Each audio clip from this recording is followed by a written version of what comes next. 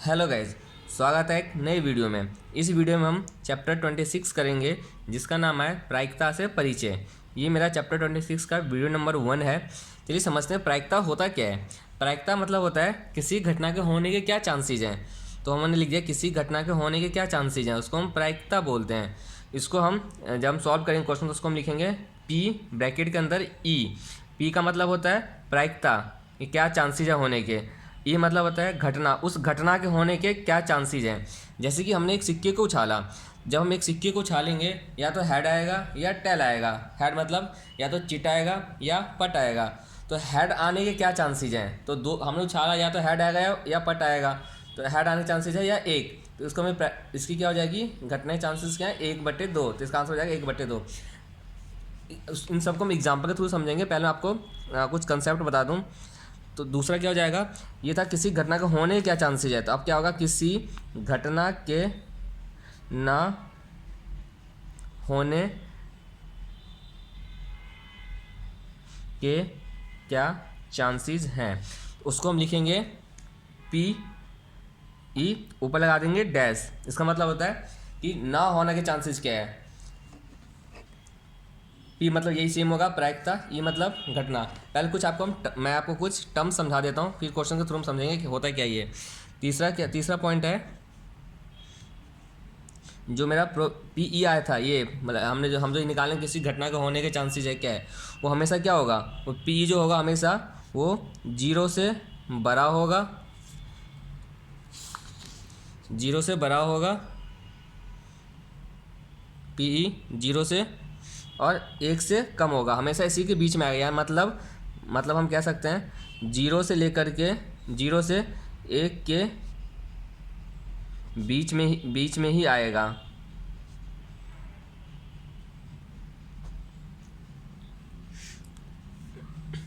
Fourth point, इसका मतलब ये हुआ कि जो मेरा पी ई है और P E plus P E dash, इन दोनों को मिला के आंसर 1 होगा। हमेशा 1 से आंसर ज़्यादा हो ही नहीं सकता, हमेशा प्रायिकता जो होगा वो 1 से नीचे ही होगा। अब पी ई, अगर मान लो पी ई जो है मेरा, जो मैंने बताया पी ई 1 से नीचे आया, मान लो पी ई जो आया मेरा 0.60 आया, तो सीधी सी बात है पी ई डैश जो आएगा वो 1 में से उसको माइनस कर देंगे तो 0.04 आ जाएगा। तो इन दोनों का सम जो है होने और न होने के चांसेस क्या है, उसका हमेशा 1 ही आएगा। फिफ्थ पॉइंट, जब हम पी निकालेंगे तो इसका फॉर्मूला होता है, ये आप याद कर लीजिएगा, फॉर्मूला जो होता है वो होता है ई के अनुकूल परिणामों की संख्या, जिसको डिवाइड कर देंगे हम प्रयोग के सभी संभावित परिणामों की संख्या।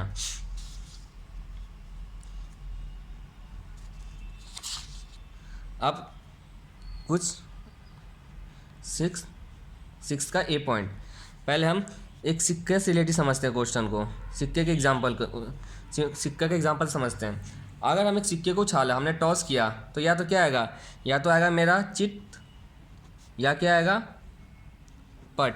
या तो चित आएगा या पट आएगा। चित को बोलते हैं हेड, या तो टेल। इन्हीं दोनों में से कुछ आएगा, या तो इसके अलावा तो और कुछ आ नहीं सकता। जब सिक्के को हम उछालेंगे तो हेड आएगा या टेल आएगा। ये शोले मूवी नहीं है जो हमेशा हेड ही आएगा या सिक्का खड़ा हो जाएगा। हमें क्वेश्चन सॉल्व करना है तो हमेशा या तो हेड आएगा या टी आएगा। इसकी सब प्रोबेबिलिटी क्या होगा, अगर मैं इसमें पूछूं कि हेड आने की प्रोबेबिलिटी, मतलब हेड आने की क्या चांसेस हैं, तो हेड क्या आएगा। अगर मैं पी का फॉर्मूला यूज़ करूँ, यहाँ पर मान, तो इसके सॉल्व करेंगे हम। जो मेरा मान लेंगे, माना चित्त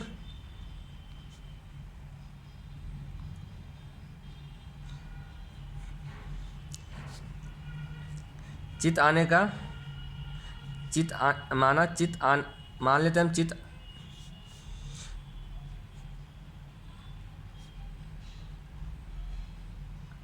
अनुकूल, मतलब चित्त आने के क्या चांसेस हैं। चित्त आने की, या ऐसे लिख दे, चित्त आने की संभावना, एक बार या तो एक ही बार आएगा, या तो हेड आएगा या टेल आएगा, यानी एक चांसेस आने का। सभी संभावित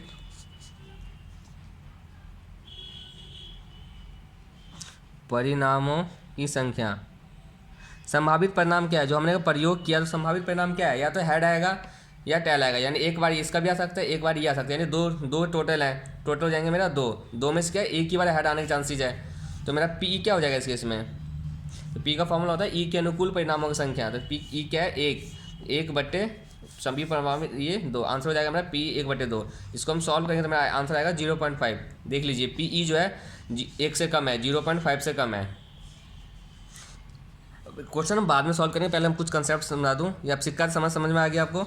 अब हम जो हम पॉइंट कर रहे थे 6 का ए, अब हम करेंगे 6 का बी, जो कि एक पासा से रिलेटेड है। पासा मतलब डाइस, जो हम लूडो खेलते हैं, लूडो के अंदर जो डाइस होता है उससे रिलेटेड है।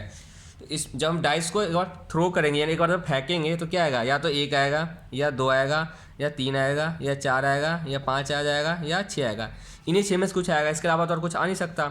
जो मेरा यहाँ फार्मूले में था, प्रयोगों के सभी संभावित परिणामों की संख्या, जिसमें सभी संभावित परिणाम संख्या कितनी है, टोटल 6 है। और अगर मैं पूछूं 2 आने के चांसेस क्या हैं, तो एक ही बार 2 आने के चांसेस है, तो क्या हो जाएगा, 2 एक बार ही है, टोटल 6 है, तो मेरा क्या हो जाएगा 1/6। मान लो मैंने पूछ लिया 3 से कम आने के चांसेस क्या हैं, तो 3 से कम, यानी 3 नहीं बोला है, 3 से कम बोला है मैंने। 3 से कम कितनी बार है, 1 2, यानी 2 बार ही आ रहा है, टोटल 6 है, तो 2/6 हो जाएगा। अब अगला है 6C। इसमें हम ताश के पत्तों का ज्ञान लेंगे। मैं आपको जुआरी नहीं बना रहा, मैं आपको क्वेश्चन सॉल्व करवा रहा हूँ। एग्जाम में जनरली या तो पत्ते में से आता है, तो कोई से या पासा का आता है, या सिक्के का आता है। लेकिन हम ये सिक्के के बारे में सबको पता है, पासा के बारे में सबको पता है, बट ताश के पत्तों के बारे में किसी को नहीं पता। इसलिए पहले ताश के पत्तों के लड़कों को पता होगा जनरली, को भी कुछ लड़कों को पता होगा जो ताश खेलते थे, किसी को नहीं पता। इसलिए हम थोड़ा बहुत ताश के पहले पत्तों के नॉलेज ले लेते हैं, फिर हम क्वेश्चन सॉल्व करेंगे। टोटल एक गड्डी में कितने पत्ते होते हैं, एक गड्डी में पत्तों की संख्या कितने पत्ते होते हैं, किसको पता है, एक गड्डी में पत्तों की संख्या कितने होते हैं, 52, टोटल 52 पत्ते होते हैं। जिसमें से जो 52 पत्ते होते हैं, जिसमें से ये मेरा पहला पॉइंट हो गया। दूसरा पॉइंट 52 पत्ते, जिसमें से जो 26 पत्ते होते हैं वो ब्लैक कलर के होते हैं, और जो मेरे बाकी के 26 हैं वो रेड कलर होते हैं।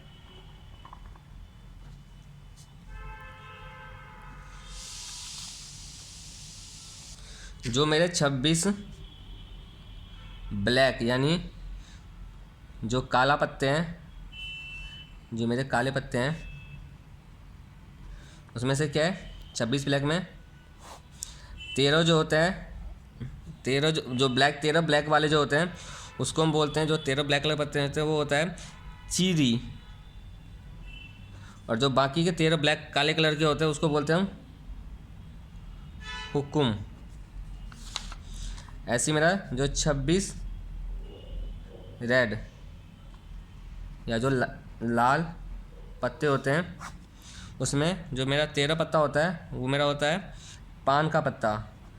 जो बाकी के 13 होते हैं वो मेरा होता है ईंट के पत्ते। मतलब हमने क्या सीखा, टोटल 52 पत्ते होते हैं, जिसमें से 26 काले हैं, 26 लाल है, 26 काला कौन कौन सा है, जिसमें से 13 चीरी का है, 13 हुकुम है, जो मेरा 26 लाल है उसमें 13 पान है, 13 ईंट है। मतलब टोटल 4 टाइप के पत्ते होते हैं।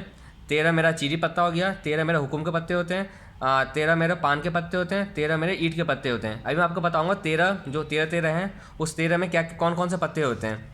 फिलहाल कुछ आगे देखते हैं।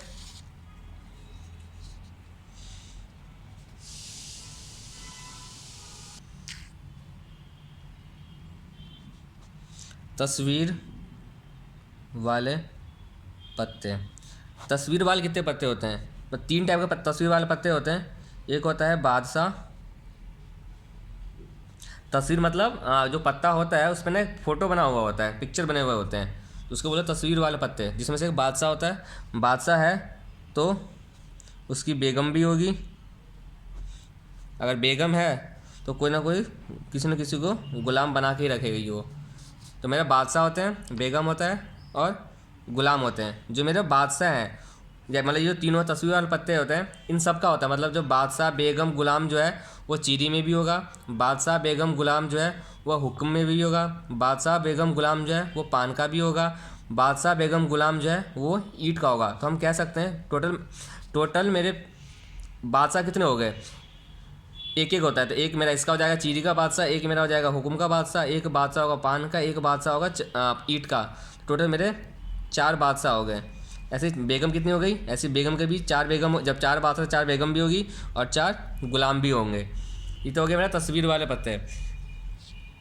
और जो एक इक्का और 4 जो होता है इक्का होता है, इक्का मतलब ए बना, उस पत्ते पे ना ए बना हुआ होता है, इक्का ए बना हुआ होता है। 4 क्यों होता है, एक एक सबके होते हैं, एक एक सबके होते हैं। मतलब एक मेरा चीरी का होगा, एक मेरा हुक्म का होगा, एक मेरा पान का होगा, एक मेरा ईंट का होगा। ये समझ में आ गया आपको। अब ये जो 13 पत्ते हैं, 13 चीरी, इसमें 13 कौन कौन से पत्ते आएंगे। तो अभी मैंने बताया ना आपको कि एक इक्का होता है, एक इक्का सबका होता है, एक मेरा क्या हो जाएगा, इक्का हो जाएगा। और एक बादशाह होता है, एक बेगम, एक गुलाम। तो एक मेरा बादशाह होगा, इसका उसकी बेगम होगी और एक गुलाम होगा। ये 4 तो ये हो गए। उसके बाद 10, 9, 8, 7, 6, 5, 4, 3, 2 ये पत्ते होते हैं। आप गिनिए, टोटल 13 पत्ते होंगे। 1, 2, 3, 4, 5, 6, 7, 8, 9, 10, 11, 12, 13 ऐसे सबके होते हैं। सेम जो है हुक्म का भी होगा, सेम ही ऐसे पान का भी होगा सेम, और सेम ऐसी ईंट का भी होगा सेम। आपको समझ में आ गया। ये था मेरे पत्तों का पूरा नॉलेज। इससे बाहर पत्तों में क्वेश्चन ही नहीं आएगा। ये वो दोबारा गो थ्रू कर लेते पत्ते के बारे में, कि पत्तों का थोड़ा ऊपर से जाता है बच्चों को। पहला, ताश के पत्ते में एक गड्डी होती है, उस गड्डी में टोटल 52 पत्ते होते हैं, पहला पॉइंट। सेकंड पॉइंट, जो 52 पत्ते होते हैं जिसमें से 26 जो मेरे काले कलर के होते हैं और 26 जो मेरा लाल कलर का होता है। अब 26 काले कौन से हैं, 26 काले कलर के कौन कौन से पत्ते होते हैं। काले कलर 26 में जो है, जो 13 काले चीरी के होते हैं और 13 काले हुक्म के होते हैं। ऐसे जो 26 लाल है उसमें से 13 लाल जो है पान का होता है और 13 लाल कलर का पत्ते जो होते हैं वो ईंट का होता है। अब तस्वीर वाले पत्ते वो पत्ते कहलाते हैं जो जिनके पत्तों पर ना फेस बना हुआ होता है। वो हर सब के मतलब चीरी के भी, हुक्म के भी, पान के भी और ईंट के भी, सबके एक एक बादशाह होगी। टोटल 4 बादशाह हो गए। ऐसे 4 बेगम 4 गुलाम। इसमें हम ये भी कह सकते हैं कि जो 4 बादशाह, जिसमें से दो जो रेड कलर के बादशाह होंगे और 2 मेरे ब्लैक कलर के बादशाह होंगे। ऐसी बेगम में भी 2 रेड बेगम होगी, 2 ब्लैक बेगम होगी। ऐसी 2 रेड गुलाम होगा और 2 ब्लैक गुलाम होगा। ऐसे 4 इक्के हैं, तो 4 इक्के में भी 2 इक्के जो होंगे वो रेड होंगे और 2 इक्के जो होंगे वो ब्लैक होंगे। क्यों? क्योंकि 4 सबके एक एक हैं, एक चीरी का, एक हुक्म का, एक पान का, एक ईंट का। तो मेरा चीरी और हुक्म काले कलर के हैं, तो इक्का भी मेरा काले कलर का होगा, इसलिए दो काला हो गया। पान और ईंट मेरा रेड कलर का है, तो ये 2 मेरे दोनों के एक एक इक्के, यानी 2 इक्के दोनों, इसलिए दोनों रेड कलर के। अभी जो 13 पत्ते हैं, सबके 13, उस 13 पत्ते में आता है क्या क्या है। तो मेरा एक इक्का होगा, एक बादशाह होगा, एक बेगम, एक गुलाम। उसके बाद 2 से लेकर 10 तक की गिनती लिखी होती है। तो इक्का मतलब 1, 2, 3, 4, 5, 6, 7, 8, 9, 10, 1 से 10 तक का ये हो गया। और 3 हो गए मेरे फेस वाले पत्ते, बादशाह बेगम गुलाम, ऐसे सबके हैं।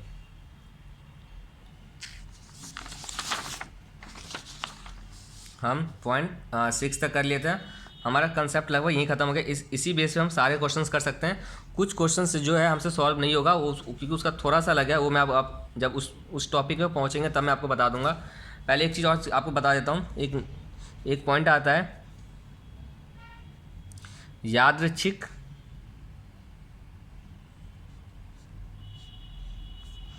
प्रयोग।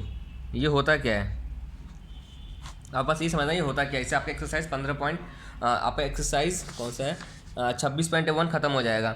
यादृच्छिक प्रयोग वो प्रयोग होता है जिसमें हमें पता है कि परिणाम क्या होने हैं, संभावित परिणाम पता है।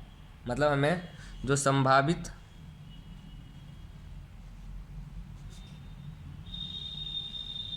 संभावित परिणाम हमें पता है, लेकिन क्या होगा ये नहीं पता। लेकिन क्या होगा ये नहीं पता। इसी को बोलते हैं यादृच्छिक प्रयोग। जैसे कि हमने एक डाइस थ्रो किया, पासा फेंका।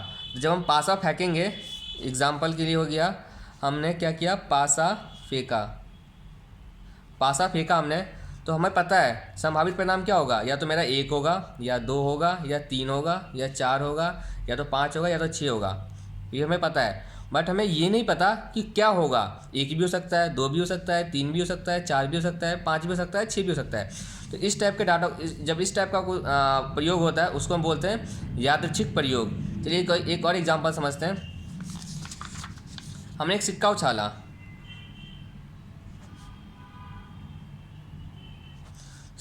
हमने, हमें पता है या तो हेड आएगा या टेल आएगा, मतलब या तो चित आएगा या पट आएगा। हमें पता ही नहीं उसको ये कौन है। तो हमें संभावित परिणाम पता है, या तो ये हेड या तो टेल, ये हमें पता है। बट हमें ये नहीं पता कि हमने उछाला तो हेड आएगा या टेल आएगा। तो इसको भी हमने क्या बोलते हैं, यादृच्छिक प्रयोग बोलते हैं। अब इसी बेस पे आपका जो एक्सरसाइज है 26.1, चलिए देखते हैं क्या है वो। इसी बेस पे क्वेश्चन है, आपको मैं दिखाता हूँ 26.1 में क्या क्वेश्चन पूछे गए हैं। मेरा अध्याय है 26.1। इसमें पूछा है निम्न में से कौन कौन से प्रयोग यादृच्छिक प्रयोग हैं। पहला है, माना एक बहुविकल्पी प्रश्न जिसके 4 विकल्प हैं ABCD में से एक विकल्प सही है, उत्तर का अनुमान लगाते हैं। तो इसमें हमें बताना है ये यादृच्छिक प्रयोग है या नहीं है। आप देखिए क्या आपको पता है संभावित परिणाम क्या है। हाँ, हमें पता है ABCD, ये संभावित परिणाम